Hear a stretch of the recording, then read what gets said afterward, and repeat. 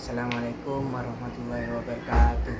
Saya Zainul Mutakin, berasal dari Gondosuli, Pakunyiran, Probolinggo. Saya akan menjelaskan tentang database.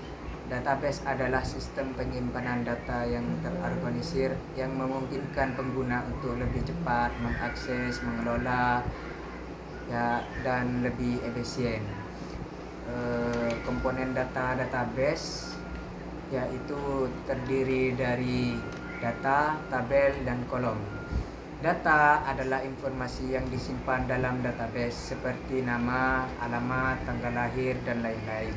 Tabel terstruktur data yang terdiri dari baris, kolom yang digunakan untuk menyimpan data dalam format yang terstruktur.